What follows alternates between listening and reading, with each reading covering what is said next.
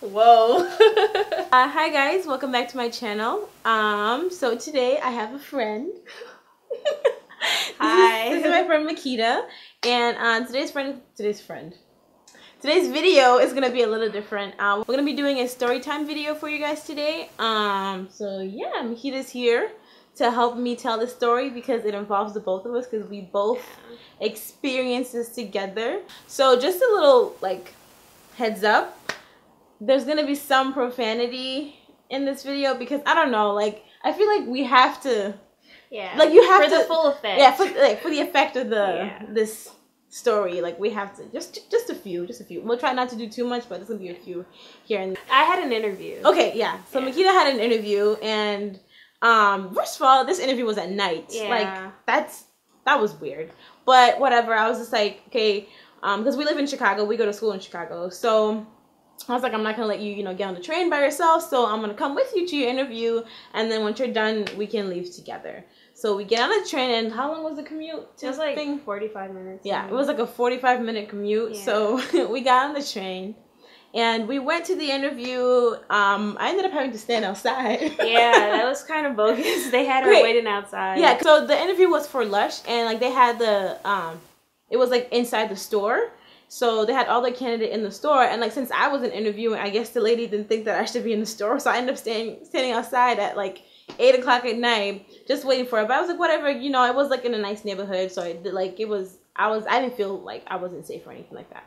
So the interview's finished, and then we were like, okay, like we need to get back, on the train and come back. And mind you, we have to take 2 different trains to get back to our school. So we found our way to the first one. And then we got on, and then the ride was pretty smooth. Yeah. And then what happened? Then we got off to transfer to the other train. Right, and that's when things got really bad. So we got off the train, right, and like the area that we got off on was pretty busy. So we just got off, and we have to go through like a tunnel, before we can get to the other color of the train that we had to take. But when we got off, there was this man, and you know how you can feel like someone is staring at you? So I felt that immediately. I felt it. Like, this man just honed in on me and Makita. So then I was like, whatever, just some creep, whatever. So we got off, and we're walking, and I still feel this, like, presence, like, following us.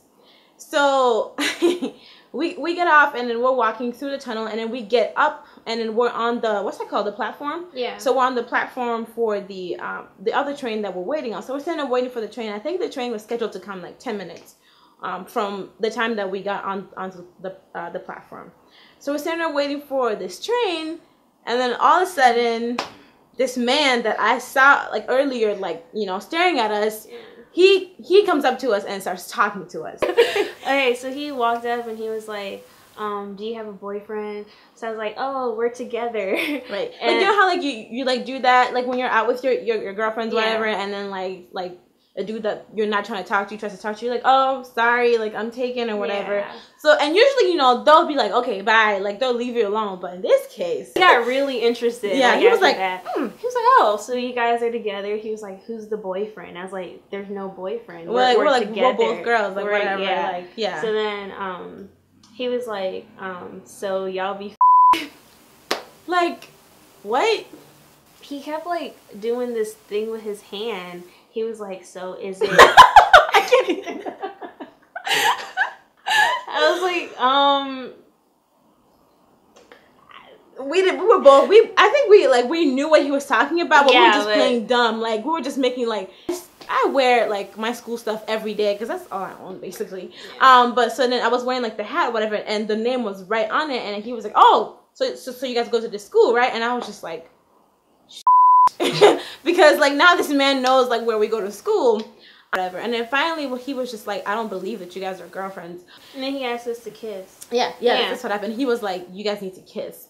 And then we were like, no, we don't do that like in public, like, no PDA, blah, like all the reasons in the world. And first he walked away, and then he went to the because there was like this other guy standing beside us with his son. So he went to them, and he was like, do you guys rap? Remember that? Yeah. He was like, you guys rap? And they were like, no, like we don't rap. And then he was like, oh, we should have a rap battle. It was so random. Like he went up to this this white man, and this man looked like he was probably in his mid, like almost maybe 40s and stuff like that. And then his son, who was like a teenager, and he was like, we should have a rap battle. Right. So random. Yeah. And then like they were like, no, like they were just like, okay. And he left them alone right away. Like he like left them alone. And he came back to us. Yeah. And then he asked us to have a rap battle too. Yeah. And then we were like, no. And then he was like, so you know what a job is? So I was like, yeah, like place you work. And he was like, no, like a job. And I'm like, yeah, the place you work. And he was like, no, that's when I tell you to run them pockets, because I have a gun. Yeah. I got so scared. Yeah. Like this man, like legitimately just told us that he was gonna like rob us. He was like, I have a gun in my pocket, and you need to give me everything that you have right now. The look on this man, I will never forget. His eyes so scary. Were so scary. Like that's something that will never like escape me. So when he said that, Makita grabbed me and I walked away. He like walked away. I was like, nope, can't do it. Yeah, so we walked away, and you would think that would be the end of it. It wasn't. It wasn't even in the middle of the story. Like no. So this man follows us where we're walking, whatever, and then we walk towards the. You guys remember like the white man and his son. We walked towards them, and I whispered to him. I was like, what did I say? I was like, sir, please help us. Like I was like looking up because he was like taller, and I was like, sir, please help us. The guy was just like, I don't think they want to be bothered right now. And then the train came. Yeah. So, like, we were going to get on the cart that was, like, right in front of us. But then we got on, and he got on, too. So, we, like, hopped off and, like, ran to another cart. So, we're like, okay, finally like we're okay. So, like, we got away. We're sitting down, like, oh, that was crazy. Like, but I don't know if you guys know how trains are set up. But the ones here in Chicago, there's different carts. But obviously, they're all connected to each other. But there's a door that, you can open up to get to the next cart. Emergency. For emergency, exactly. Yeah. So we're sitting there, thinking everything is safe, and then Buddy walks in, like he through the emergency while this train was moving. So that's how you know, because like I don't know how people do this, like how they go from one cart to another while the train is moving. Like that is just something crazy to me. But he walked through those doors and came and sat down right in front of us, and he looked at us and he was like, "So y'all thought you lost me, huh? I wanted to die." I was so scared. Like, I blanked out at that point because I was just like, this is not for me. Like, this is not what I signed up for. So I checked out. I wanted to die. Like, I was just like, what is going on? Like, and the whole time I was thinking, like, why would this interview be at night? Yeah. Like, so then we're sitting there, and, like, Makita's just kind of, like, looking away, and then I'm looking dead at this man because, like, for some reason, I just couldn't stop looking at his eyes because they were so scary. You know how when something's, like, really scary, but you still want to, like, I don't know. I kept looking at him, and then he took out, like, a couple of, like, $1 bills out of his pocket, and he looked at me, and he was like, you want this? I was looking at him like, no, I don't want your money. I don't want to be left alone. Like, I don't want your money. He was like, yeah, you want this? You want this? And then, like, I didn't say anything. And then he just kept talking. He just kept saying things. Like, he kept saying things. He was like, you shouldn't trust white people because they lynch us. Yeah, I guess he got mad at the fact that we asked the white guy and to help us. Yeah, and he was like, you shouldn't trust white people. He was just saying, he was just talking. Yeah. And then more people kept getting on the train, and more people kept getting on the train. And it's so crazy how everybody on the train was just watching. They knew something was wrong, but like no one would say anything. Like, and then there was this guy that was laughing. Yes. Remember when he was like, you know what AB is? Oh, and yeah. I was like, well, he was just like, A, B. Yeah. Oh, my gosh. I completely forgot about that. That was the really scary part for me. Oh, my gosh. Because, like, whoa. Because he was looking dead, like, A, B. Oh, my gosh. Yeah. It's just, like, giving me, like, chills, like, thinking about it. That part was really scary. That's when I got up. Yeah.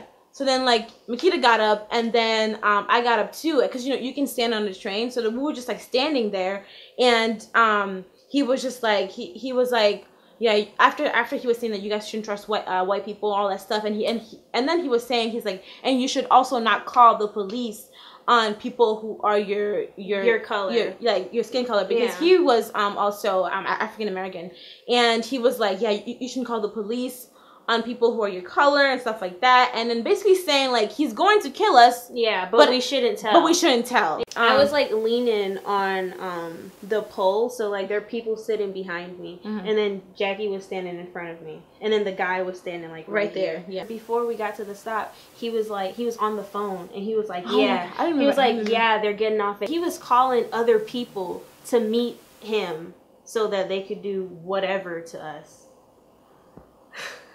This is crazy. And I'm pretty sure he was taking pictures of us too. Yeah. Because like he took off his phone and then he was like putting it in our face. We get to our stop for our school, and mind you, we're about to step out, right? And then we were about to step off, and then he got off with us. Right. So then we hop back on the train. Right back on the train, and then he hopped on the train. Because when the train pulled off, and when the train stopped and we were about to step off, he realized that we were about to get off, so he got up too. And then as soon as we stepped out, he stepped out. But then looking around, there was nobody outside of the train stop. So if we stepped out and this man stepped out with us, we would have to deal with whatever he was gonna, whatever he had planned. He had planned. So we stepped right back on the train, because he was like, it's better for it to happen in front of all these people versus nobody. Yeah. So we get back on the train, and mind you, we're missing our stop.